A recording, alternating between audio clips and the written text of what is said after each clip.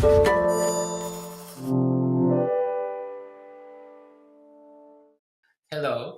I'm Guillermo Umpierrez, a professor of medicine at Emory University School of Medicine in Atlanta, Georgia.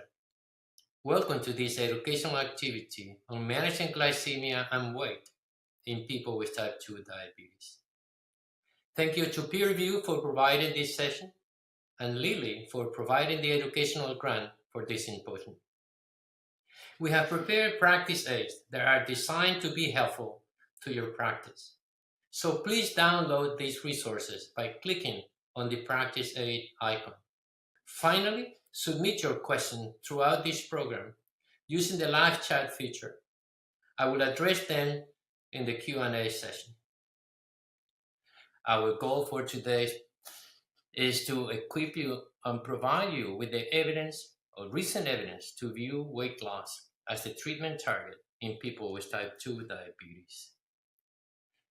First, we're going to review the guidelines. The American Diabetes Association has recommended during the past 5 years a holistic person-centered approach for managing patients with type 2 diabetes.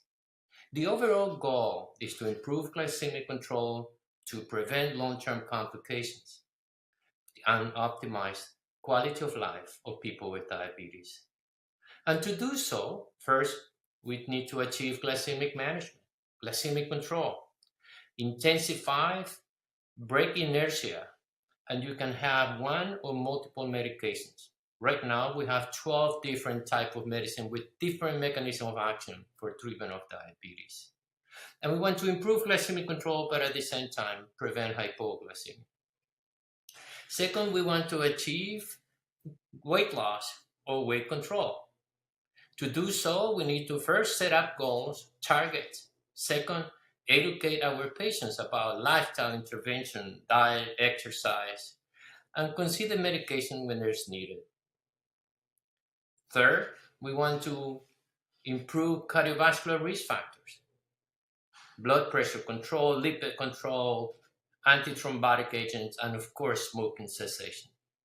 And finally, during the last few years, we learned about these two group of medicine, the GLP-1 receptor agonists and the SGLT2s, that have been shown to have cardiovascular and renal protection. So this is the holistic approach. Let's concentrate to the figures in the right.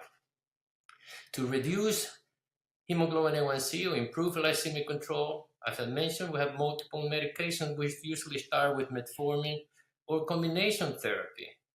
But now we know that if the patient already have complications, we should go and treat patients with GLP-1 or GIP, GLP-1 or SGLT2s. When you look at efficacy, the dulaglutide and semaglutide has much better glycemic control than other medications like SGLT2s, sulfonylureas, or TZDs. When we look and think about weight loss or reduced weight, the only medication that have really been successful are the GLP-1 receptor agonists and the dual GIP-GLP-1, who has greater efficacy in weight loss. This slide shows the glucose lower agency effect on hemoglobin A1C or glycemic control to the left. And you see that the dual agonist GIP-GLP-1 together with GLP-1 receptor agonist has much better glucose control, even better than insulin. In the middle is the effects on weight loss, or body weight in kilograms, with the GLP-1 and the GIP-GLP-1 has much greater effects. And of course, we learned throughout the years that insulin is associated with increased weight. And to the right, we have hypoglycemia, where only sulfonylureas and insulins are those who are associated with hypoglycemia, where the GLP and GIP-GLP-1 or dual agonist has much better glucose control, weight control, with no evidence of hypoglycemia. So there is a good correlation between the effects on weight and hemoglobin A1C. For those agents, a GLP-1 or dual agonists, who we see that have much greater effects both in hemoglobin A1C reduction, you can achieve 1.5 to even 2.5%, with semaglutide and tirzepatide. While other initial GLP-1 like exenatide, Lixi, has very little weight loss, lower reduction of hemoglobin A1C. This is an important message. The more weight loss, the better in the reduction of hemoglobin A1C. But it's not just hemoglobin A1C. When we combine GLP and dual agonists with diet and exercise, is indicated for all patients with type 2 diabetes. That we also have learned that you can reduce MACE, major adverse cardiovascular events that include acute myocardial infarction, strokes, and cardiovascular death. And the studies with dulaglutide, liraglutide, and semaglutide have shown reduction in MACE. Studies with tirzepatide are ongoing. So not only that you're going to achieve glycemic control, not only that you reduce weight, you can also have an effect on outcome and mortality. So how much weight? This is a question that is usually asked. How much weight do I need to lose to improve glycemic control? And just 3 to 5% has significant impact in reducing hemoglobin A1C. Even prevent diabetes. Is 3% also reduce triglycerides. You need a little more weight loss to have an impact on blood pressure, metabolic associated hepatic liver disease, 5%, and to improve quality of life, you need to lose 5%. When you talk and see a patient who has NASH or non-alcoholic steatohepatitis or apnea, they're related to obesity, you need 10% of weight loss.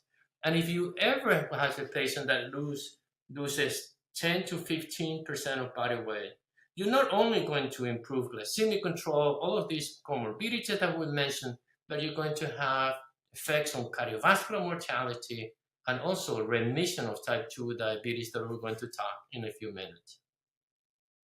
The greater weight loss is associated with greater improvement of cardiovascular risk factors as shown in these slides. This is weight loss at 5%, 5 to 10%, or in the green line is more than 15%. And here you have more weight loss is associated with significant reduction. And this is starting with the hemoglobin A1C of 8.5%, you have less than 7%. The same thing for weight, and look at the effects on blood pressure. With significant weight loss of 10 to 15% or more than 15%, you have normalization of blood pressure in the majority of patients with type 2 diabetes. And to the right is the effects on triglyceride. You improve insulin sensitivity and the activity of the lipoprotein lipase, and you can hydrolyze triglycerides and have these effects coming from 200 to less than 140. When we review the results of the clinical randomized studies with the use of tirzepatide, like SURMOUNT and SURPASS, you have the effects on MACE and cardiometabolic outcomes. The pooled tirzepatide doses of 10 and 15 milligrams resulted in reduction of blood pressure about 7 millimeters of mercury, triglyceride reduction about 30%, increase in HDL, and a reduction in non-HDL cholesterol. And that cardiovascular risk factor resulted in a trend on a reduction in MACE, major adverse cardiovascular events, myocardial infarction, strokes, and hospitalization for angina. So the same thing, this is with semaglutide. Higher semaglutide doses, the 1 milligram, 2 milligrams, have a much better effects on hemoglobin A1C. Here you have to the left is the percentage of patients that achieve a hemoglobin A1C less than 7 is close to 80%. Blood pressure reduction and achieving of blood pressure less than 140, 80%, non-HDL cholesterol, and metabolic composite. Semaglutide has been shown to reduce MACE by 26% in the SUSTAIN 6 study and 21% in the PIONEER 6. This is a reduction of mortality, acute myocardial infarction, and stroke. In addition, semaglutide was recently reported in the New England Journal of Medicine that in patients who has heart failure, preserve ejection fraction, semaglutide resulted in improvement, what is called the Kansas City questionnaire. That's quality of life of people with heart failure. And as you see in the graph to the left, significant improvement as you see this after just a few weeks of therapy. And to the right, semaglutide led to larger reduction of the primary outcome that was improvement of quality of life, improvement of significant symptoms of heart failure, and no hypoglycemia. The FLOW trial was recently published in the New England Journal of Medicine, and it's the first trial, the first randomized controlled trials that investigated on the effect of GLP-1 receptor agonists as a primary kidney endpoint. In this study, 3,500 patients with type 2 diabetes and chronic kidney disease were included. These patients have a GFR between 25 to 75%, and they had significant albuminuria. And they were treated with semaglutide or placebo. The primary outcome was a composite of cardiovascular and kidney morbidity and mortality. And what they reported is the first major kidney disease event that included a reduction of GFR to less than 15% or the need for dialysis. And that was reduced by 24%. They also reduced MACE, major adverse cardiovascular event, by 18%. And showing the graph to the right, death from cardiovascular causes was decreased by 20 to 30%. And of course, there was significant weight loss, even in these patients who have high risk because they already have chronic kidney disease. Not only for 24 weeks or 48 weeks, here you have, there are 2 or 3 studies have looked at the effect of long-term utilization of GLP-1. In this case, semaglutide, up to 500 days. There are other studies that are even longer duration. And what you have is that the higher the hemoglobin A1c, you come down to less than 1% reduction, 2% or 2.5%, and the effect is sustained. And to the right is the effects on weight loss. When you took this medicine, it's going to be working and people is able to achieve weight loss and maintain weight loss all the way up to several years. When you compare the effects of tirzepatide versus semaglutide, it was recently reported in these observational studies a benefit of tirzepatide over semaglutide. This data shows at 3 months, 6 months, and 12 months. And pay attention here to the right. The effect of tirzepatide on weight loss was greater than the effect of semaglutide in these observational studies. Let's talk about combination therapy or other agents like SGLT2, GLP-1, and dual agonists, GIP, GLP-1 receptor agonists on weight. So the first thing when we see a patient that is interested in weight loss or you want to help patients to lose weight, the first thing is to set achievable, realistic goals. So improved glycemic control is 3%, but we already said that 10-15% decreased cardiovascular outcome. Improve cardiovascular outcome. So we're going to set up your management plan. We're going to discuss about the GIP, GLP-1 therapy because we know that these are effective as we have discussed. When you talk and you combine, when you think about agents that are being associated with weight loss, you have SGLT2s, a minor reduction in weight loss, but combined with GLP-1, has been shown to improve outcome. You can reduce all-cause mortality and MACE, both with GLP-1 and SGLT2s. GLP-1 have been shown to reduce the risk of stroke. And there is no question that now all of our friends cardiologists are using SGLT2s in patients with heart failure. But it's not only that reduced heart failure hospitalization, it also has cardiovascular and renal protection. In the FLOW study, we saw the effects of GLP-1 on kidneys. Now SGLT2 has been shown to decrease albuminuria and decrease progression of chronic kidney disease. More recently, we learned about tirzepatide, a dual agonist, a GIP, GLP-1, that have good effects on glucose, triglycerides, blood pressure, and all the cardiovascular risk factors. So in meta-analysis, we have seen that the use of SGLT2s and GLP-1 alone and in combination have been shown to be quite effective. What about insulin? The American Diabetes Association during the past 5 to 7 years have recommended that if when the time comes for use an injectable, GLP-1 should be preferred over insulin as the first line agent.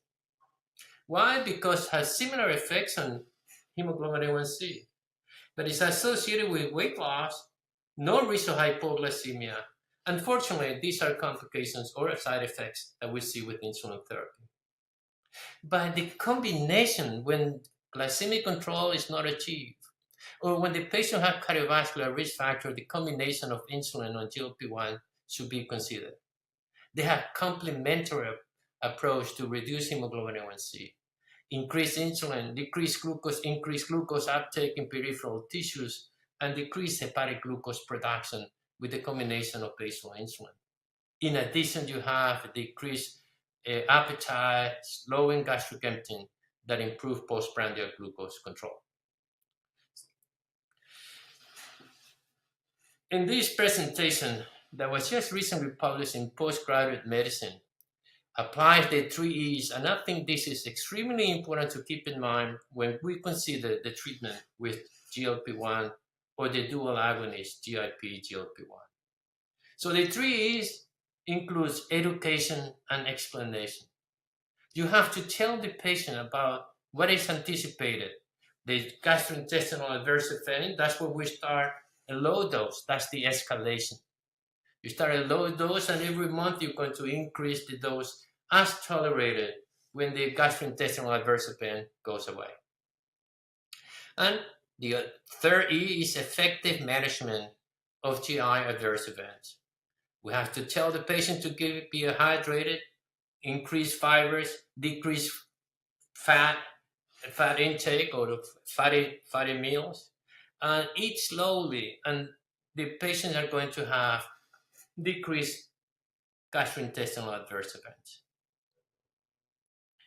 So let me move now to weight loss as a tool for diabetes remission. So this slide, I think we all diabetologists have seen this slide because it's like 20 years old. And what it shows is the type 2 diabetes progression in relation to beta cell function. For at the time of diagnosis of diabetes, we believe and studies have shown that there's significant beta cell function, maybe 40-50% is already lost. So before, for diabetes prevention, it's easy when you have good beta cell function. Diabetes remission can be achieved during the first 5 to 10 years, within the first 10 years of the initial diagnosis of diabetes, because you still have beta cell function. Now, it is very hard to know when diabetes type 2 starts. But if the diagnosis is made and you have somebody has 5-10 years, you can achieve diabetes remission in a significant number of patients with type 2 diabetes with weight loss on medications. So what is diabetes remission? The Endocrine Society and the European Association of Study of Diabetes and the UK Diabetes recently had a consensus definition. Is sustained metabolic improvement in type 2 to near normal levels of hemoglobin A1C, so hemoglobin A1C less than 6.5%, that is achieved with no diabetes medicine for at least 3 months. So this is a good definition because we know that we can achieve glycemic control and normalization of hemoglobin A1C, there is significant reduction on the risk of complications. In the pool analysis of 4 US single centers randomized control studies that investigated the long-term effects of weight loss. And here you see a comparison between bariatric surgery and medications. These studies were done before the availability of GLP-1 and the dual GIP-GLP-1. And of course, bariatric surgery is much more effective than old medicines. You can achieve 50 to 60% reduction or remission of diabetes with surgery. 2 years and 5 years later, unfortunately, only 30% to 40% of patients with bariatric surgery is still in remission. And medications, can you achieve remission? Yes, if you lose weight. But it's not only medication. There are studies like the DIRECT trial in the United Kingdom that have shown that significant weight loss with diet of 800 to 850 calories, when they lose 5 to 10 kilograms, up to 15 kilograms, you see a remission in somewhere around 50 to 60%.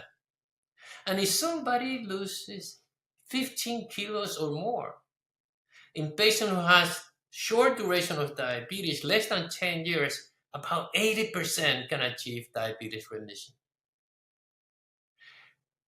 At year 2, there is some decrease in remissions, but you can achieve, if somebody still lose more than 10 kilograms, 60 to 70% of patients with just diet intervention, they achieve remission. So hemoglobin A1C less than 6.5, no medication for diabetes. The DIRECT trial recently published the 5-year data. And even after 5 years, those who continue to lose weight or maintain the weight loss achieve remission is somewhere around 25%. So lifestyle intervention is important to achieve remission. The same thing was published many years ago, and this was the Look Ahead trial, an NIH trial that have intensive intervention in patients with type 2 diabetes. And unfortunately, it's not as successful in weight loss as we see with the DIRECT trial, but somewhere around 10 to 12% of patients achieve remission.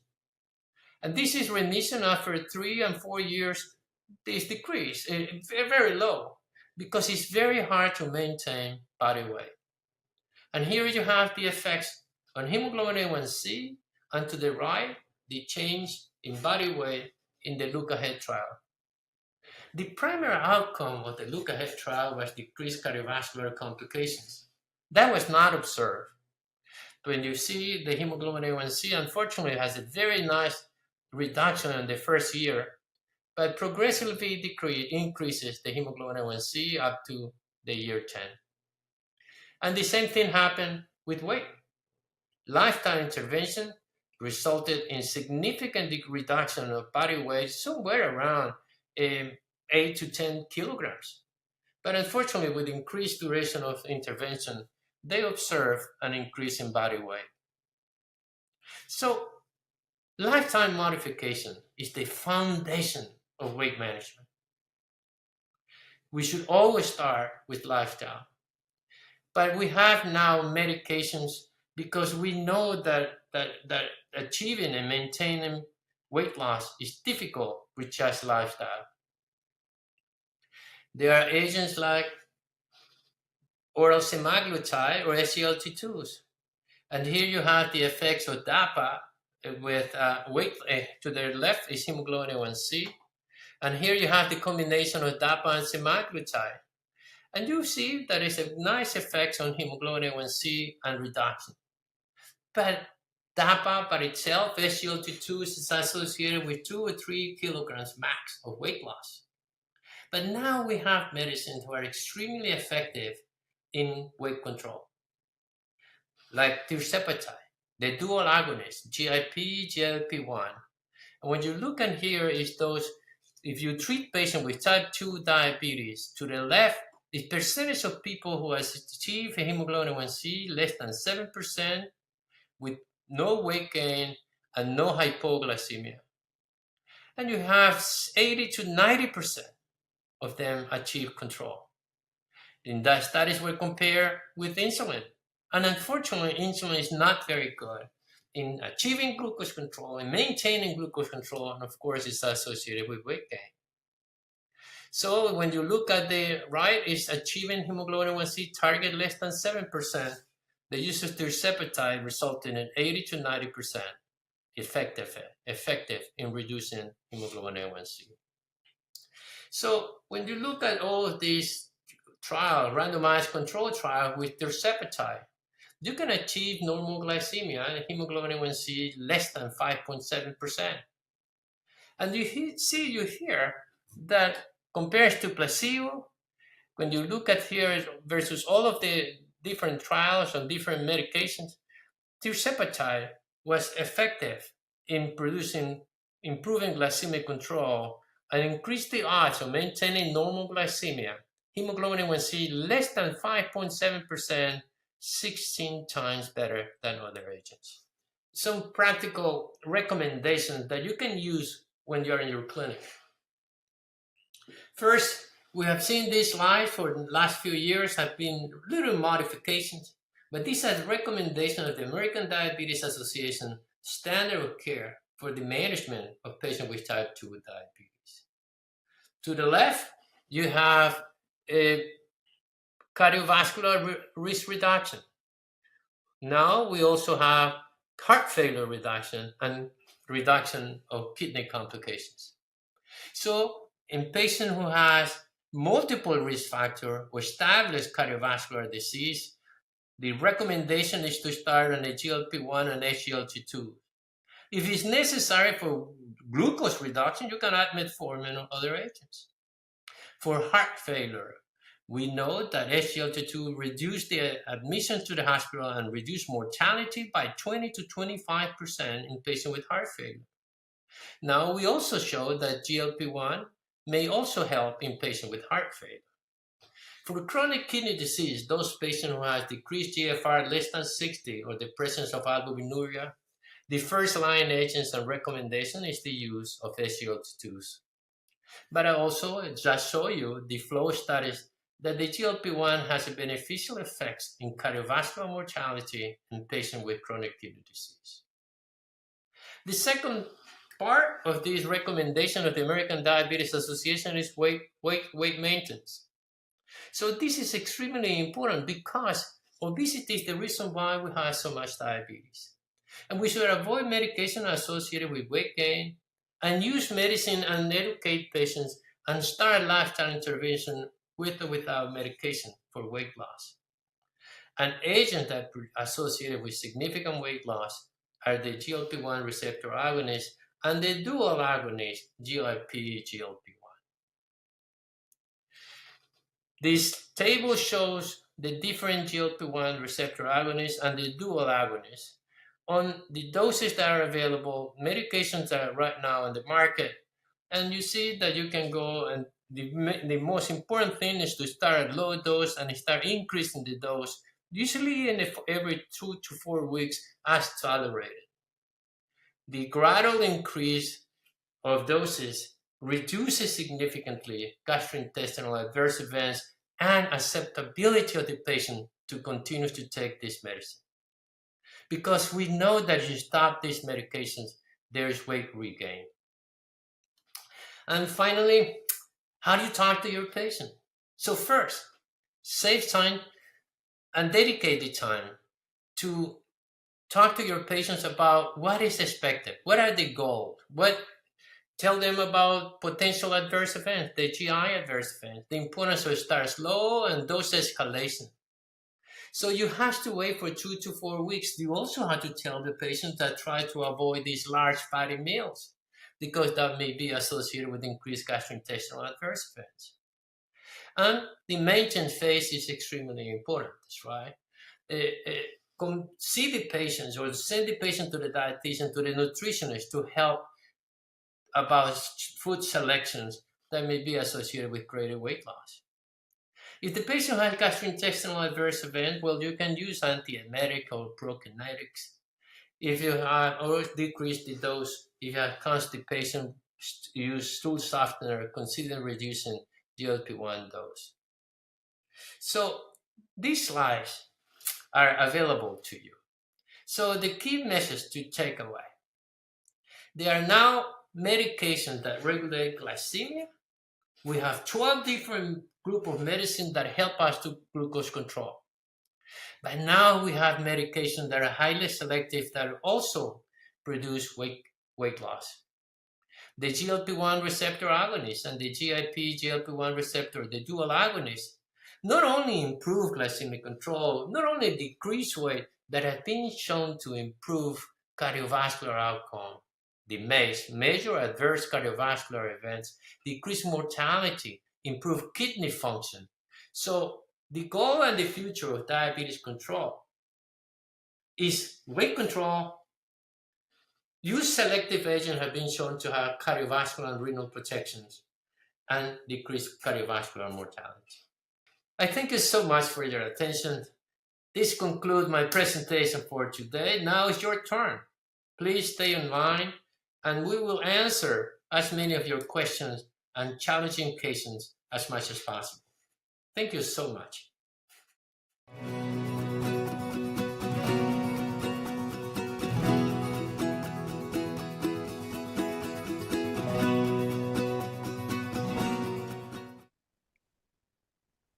Hello, I'm Guillermo Umpierrez. I'm a professor of medicine in Department of Medicine and Division of Endocrinology at Emory University School of Medicine in Atlanta, Georgia. So welcome to this educational activity on managing glycemia and weight in patients with type 2 diabetes. And we know we have learned during the past few years that weight loss is the driver of this epidemic of diabetes. We also have learned that improving body weight will prevent diabetes. And in those patients who have diabetes control or glycemic control gets much, much easier.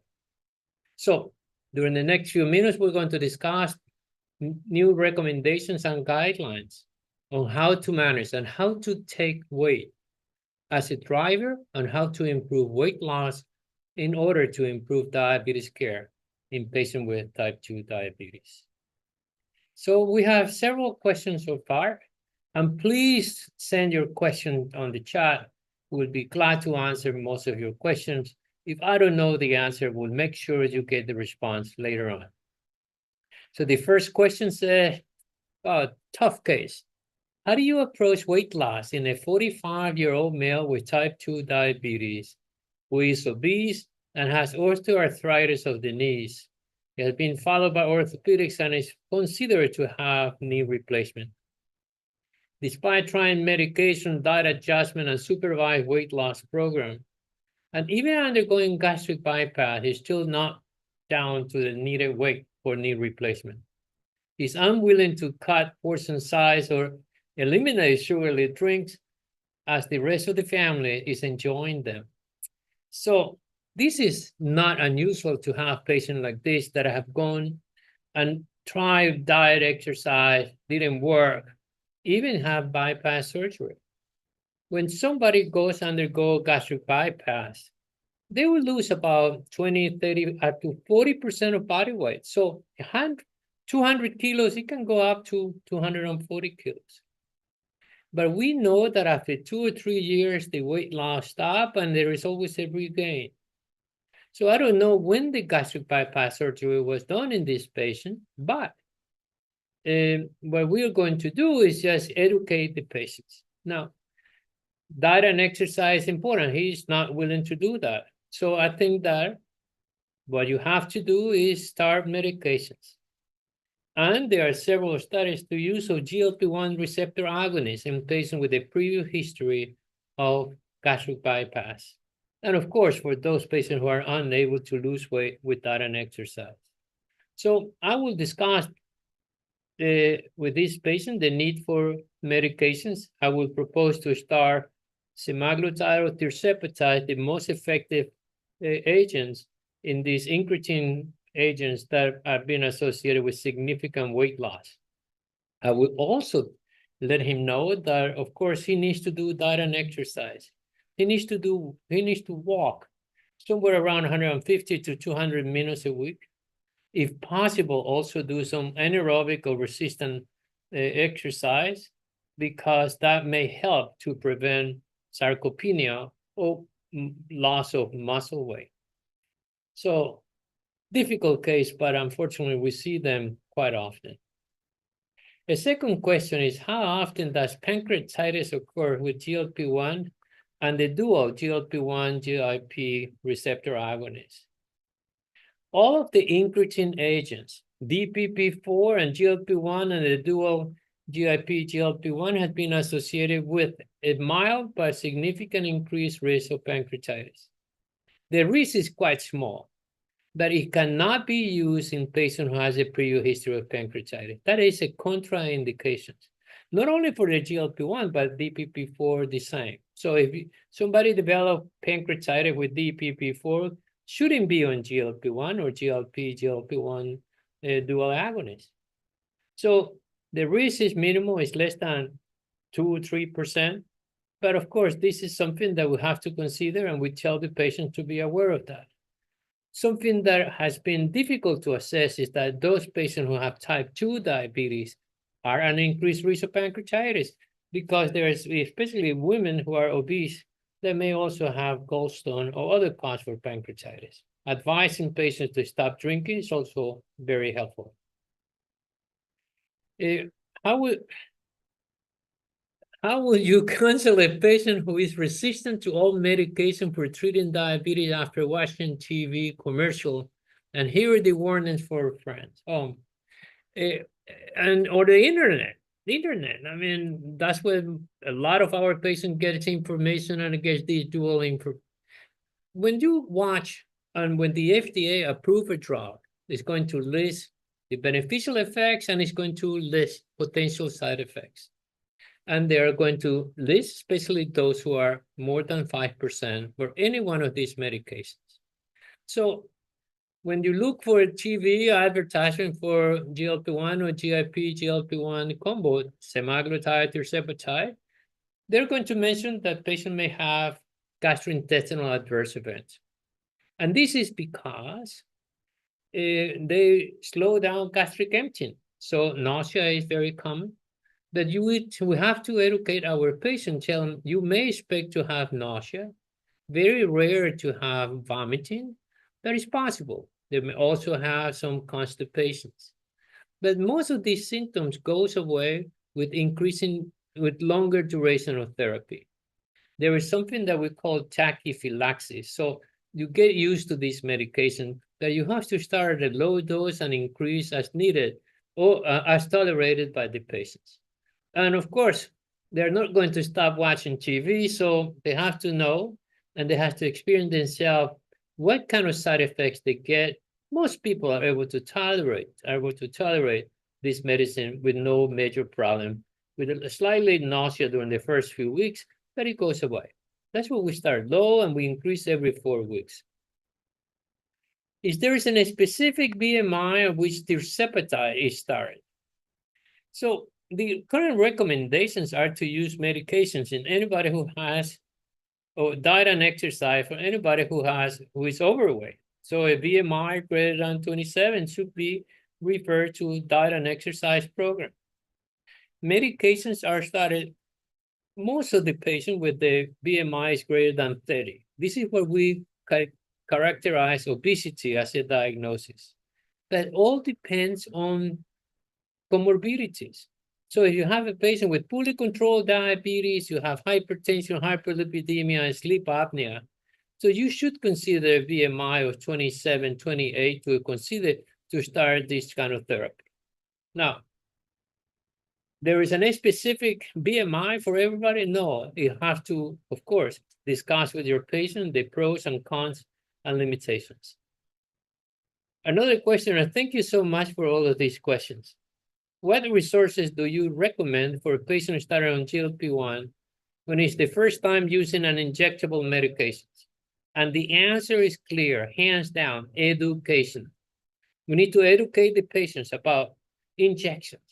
So when we put the injection in, the needle in, you have to hold the needle in for 5 to 10 seconds. If not, if you pull in and out, half of the medication is going to go on your t-shirt. So the other thing that you have to tell about potential adverse event, what is expected? And this is something extremely important.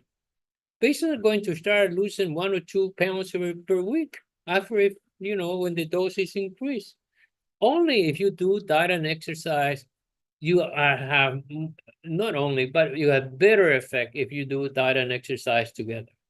So I tend to refer my patient to the dietitian, to the diabetes educator to help the patient understand that the combination of lifestyle plus drugs are the best, are the winning combination. So we tell the patients, this is what you expect, this is the side effects, and of course, education on how to adjust the medication. Finally, when we have to tell the patient that after 6 to 12 months, the weight loss is going to decrease. You're not going to continue to lose 1 or 2 pounds a week forever. So after 1 year or so, patients stabilize.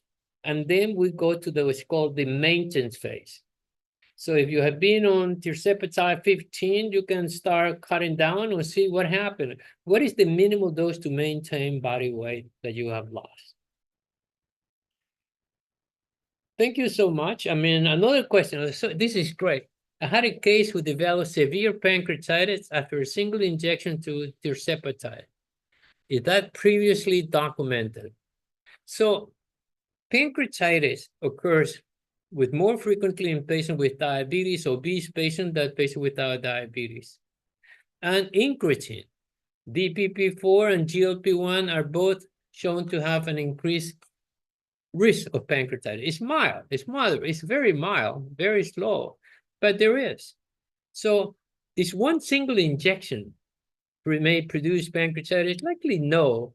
But again, if I have a patient who had a history of pancreatitis, being gallstone or any type of pancreatitis, I would try not to use a GLP-1 receptor agonist. I would not use a DPP-4 or a GLP-1 GIP dual agonist.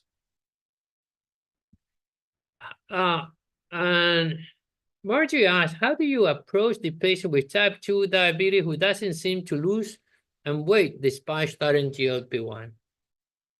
Unfortunately, about 20% of 10 to 20% of patients don't lose significant weight. 80 to 90% of patients are going to lose weight. But if you don't follow a good diet and exercise program, it may be harder for you to lose weight.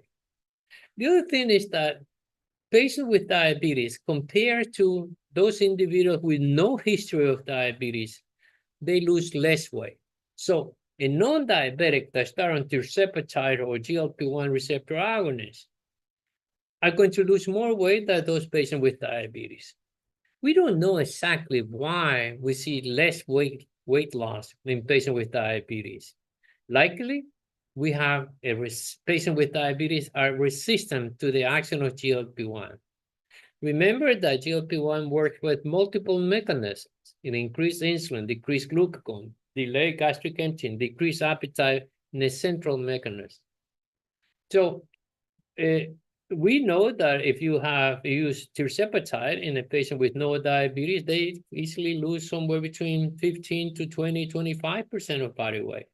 So going from 100 kilos to, 80 kilos. That those patients with diabetes would see a weight loss somewhere around 10 to 14%, a little less. If they don't lose weight, send it to the dietitian, talk to them about how are they doing the injection, what are they doing, get a good dietary history, and we send them all to the dietitian to help us in guiding the patients in what to eat. When should we stop or taper off a GLP-1 receptor agonist? This is a question that we don't know exactly what is the right answer. In JAMA Internal Medicine Journal this week, there is a beautiful paper, and I'm just going to quote that paper because it's so interesting. So let's say you start with 100 kilos and now you are to 80 kilos and you're good. So what is the maintenance medications or program? So studies are now undergoing, finding or trying to find out is the best to space it out. So instead of 7 days, maybe 8 days, 10 days, 12 days. Or maybe you can decrease the dose and see what is the minimal dose that you can achieve weight loss and maintain the body weight. There is always the tendency to regain body weight.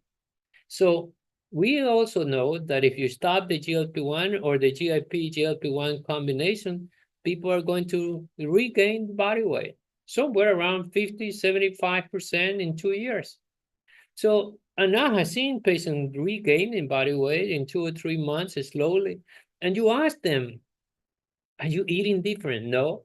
So I think that there are multiple mechanisms why these drugs have these marvelous effects on weight loss, but they have to know that treatment should be continued in the maintenance phase. Maybe similar how you treat hypertension or hyperlipidemia. You start medication, the blood pressure is controlled, you maintain the dose. But of course, these are areas of research.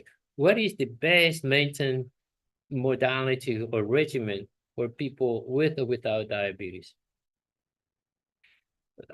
Patients insist that being obese is not inconsistently with being healthy. So sure, we have learned throughout the years about the healthy obese. There are some individuals who are overweight, but they're able to run marathon or do exercise all the time. And if you do a quick physical and you do lab work and no diabetes, blood pressure is good, no hyperlipidemia, normal kidney function. So they need to lose weight? Well, this is a conversation that you have to have with the patient. So there are different type of individuals, and that's why medicine is an art. That's right. You can follow the guidelines, but you have to discuss with the patient one-to-one about the importance of weight loss, not only for for diabetes or hypertension, but there are so multiple benefits: osteoarthritis, sleep apnea, and other beneficial effects that we have discussed previously. Oh, this is a question that I just saw a patient yesterday about was taking DPP-4. And this patient talked to me and says, what about the use of the GLP-1 or the tirzepatide? So I told them they work by the same mechanism of action.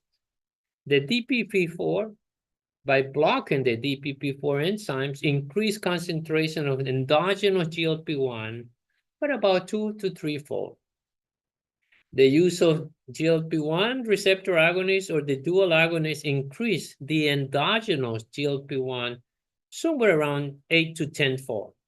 And this is why this medication, although injectable, they are associated with much better effects on glucose control and weight, decreased appetite, and the cardiorenal metabolic effects. So you have to stop DPP-4 if you are going to continue the GLP-1 receptor agonist or the combo GLP-1 GIP dual agonist. If the patient stops GLP-1, does patient relapse regarding weight? I think we already mentioned yes. And there is about 50 to 75% regain in about 2 years. But there is good data that the way that you can regain body weight is by doing lifestyle intervention, a good diet and exercise. Good diet and exercise is the mainstay of therapy, and people should know that this is a mandatory for everybody. It's not like you just inject something and you are going to see, oh, they're going to lose weight. You have to work on it, and we have to convince the patients on the need to maintain this lifestyle intervention throughout treatment, and more importantly, when you stop taking the medication. How do you handle situations where GLP-1 is on back order? Oh, I've seen this so many times, and patient cannot get it from the pharmacy. Do you prescribe a different GLP-1 or weight loss agent in a different class? I believe most of us had this problem before. That's right. They were back orders and there was not enough. So what we do is trying to use the minimal dose necessary. You can always try a different GLP-1, but they are all more or less in the same ball game. So if you, let's say you GLP-1 receptor agonist, you have the liraglutide and semaglutide. Well, we don't have any other, the dual agonist is tirzepatide. So can you go back and forward? Well, if that's the last thing we'd like to do, but it may be necessary But I believe that most right now, these back order deficiencies or lack of medication is not much of a problem during the past few months. What type of nutrition of exercise recommendation do you talk to your patients about prevent lean body mass loss in patients with type 2 diabetes who are receiving a GLP-1? Nutrition is extremely important and exercise is a must. So what about nutrition? So you want to moderate caloric intake, but you also want to increase protein intake. How much protein we should eat? Somewhere around 0.8 to 1.2 grams per kilo. So myself will eat somewhere around 80 to 100 grams. That is the equivalent of a good piece of chicken, steak, fish, with some other protein intake. And exercise, we divide them in two groups.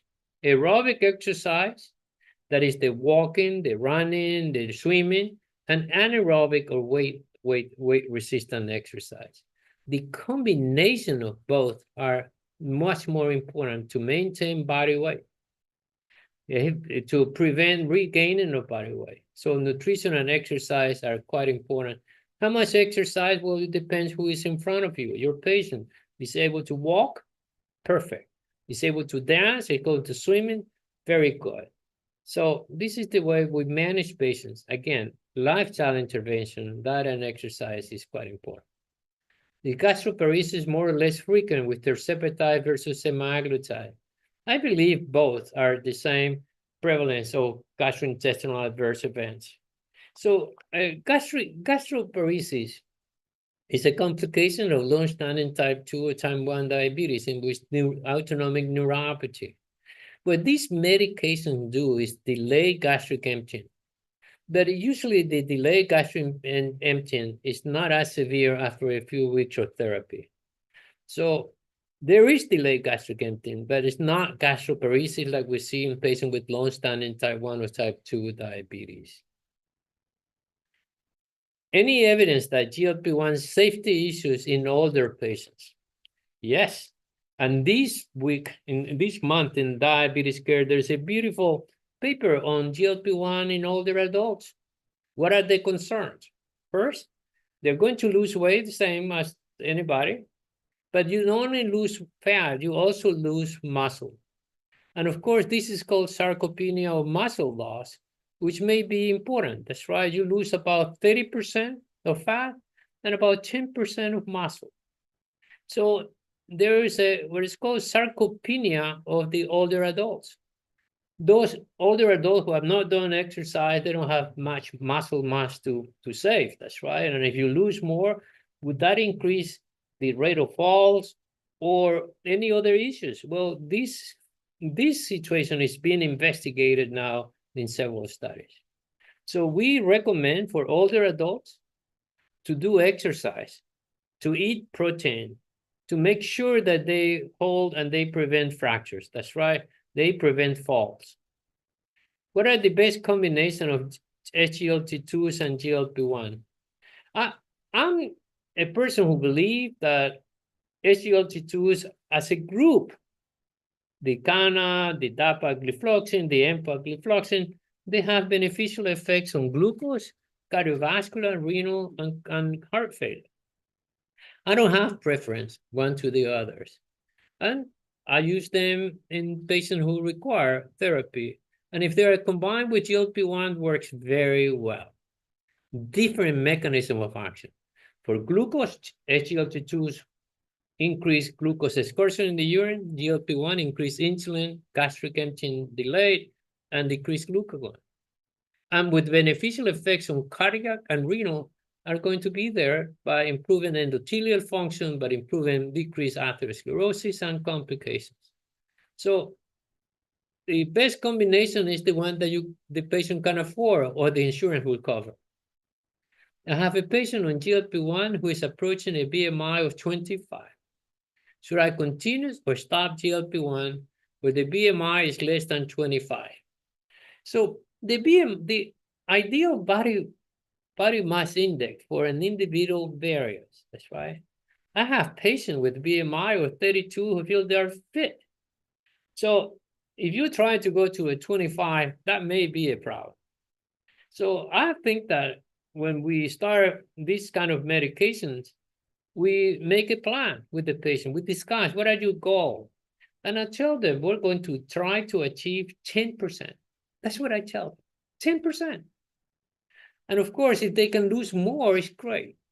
So if that's the BMI of 25, 27, I don't think so. So most patients that have a BMI of 30, 35, they're going to come down to a 28 to 30, but they feel much better. But more importantly than weight, this is not just a cosmetic. It's not weight. There's a cardiovascular, there's renal, there is sleep apnea, hypertension. They are all beneficial effects that we see with the use of GLP-1 and GIP dual agonists. So many of my patients don't like injections, even if only once a week. Do you think that we have a robust oral GLP-1 option for weight loss at some point? So the only oral GLP-1 that we have is semaglutide oral. And the current recommendation is to start on 3 milligrams, to go to 7, and to go to 14 milligrams. There are recent studies using 25 and 50 milligrams every day. You have to use them with an empty stomach, and they have gastrointestinal adverse events, but weight loss is not as great as you see with injectable combinations. So most people with oral semaglutide lose somewhere around 2 to 5% of body weight, similar to other medications. Now, in development, in the pipeline, there are others, GLP-1, who can be taken even with meals, who have been shown to have great weight loss, but they are not available yet. So if the patient wants to try GLP-1, they need to be educated, or if GLP-1, they need to be educated, and it's a good option for many, many of these patients. Another question that I just got is many of my patients don't like here, what is the ADA recommendation for perioperative GLP-1? This is a very hot and contested area of research and clinical use. Somewhere around early this year, the anesthesiology programs or anesthesiology organization recommended, considering the delayed gastric emptying seen with the GLP-1, to hold the GLP-1 for 1 day for liraglutide, up to 7 days with dulaglutide, semaglutide, or tirzepatide, because there was a risk of aspiration. So there are now several papers already published challenging this recommendation. The American Gastroenterology Society said no need to stop. The inpatient glycemic control program, no need to stop. So you have to take this with seriously. And this is what I believe the ADA is recommended, to take a good history. So if you have a patient that is going to start, let's go for surgery in a couple of weeks, I would not start GLP-1 because they're going to have delayed gastric emptying, nausea, and vomiting, or nausea. But if a patient has been on GLP-1 in stable doses for a long time and no symptoms, it's not as bad. So what we do in these cases is to put them on a 24 hours liquid diet. If you eat something, your stomach should empty in about 2 hours, 80 to 90%. That if you have a liquid diet for 24 hours, there's less chances to have problem with aspiration or increased gastric content. These are the new recommendations that are coming for these surgical departments. In a patient with diabetic nephropathy and obesity, what is your preferred treatment combo? So diabetic chronic kidney disease, let's say this. Chronic kidney disease is defined as a glomerular filtration rate less than 60 and the presence of albuminuria or increased urinary albumin creatinine ratio. So this is important to recognize because it can progress to severe kidney disease, but more importantly, those who have CKD have an increased cardiovascular risk. So if the patient has albuminuria, we should start and blocking the angiotensin receptors. So that's what you use the Sinopril or losartan, all of these medications. Now, but they don't lose weight. So the other thing that you can do is to use SGLT2s. Have been shown to decrease albuminuria and preserve kidney function. Now, in April, May this year, in the New England Journal of Medicine, there is the first randomized control study that is called FLOW, F-L-O-W. The use of semaglutide in patients with diabetic kidney disease or chronic kidney disease and obesity. The primary outcome was a combination of renal and cardiac outcomes. And it shows that you can lose weight, you can improve glycemic control, you can improve kidney function. So right now we have the ACE inhibitors and angiotensin receptor blockers, less effective. You have SGLT2s. Now we have GLP-1 with proven data that they can improve the kidney function in patients with diabetic nephropathy. So this was the last question, and I really appreciate the opportunity to be with you. Thank you so much.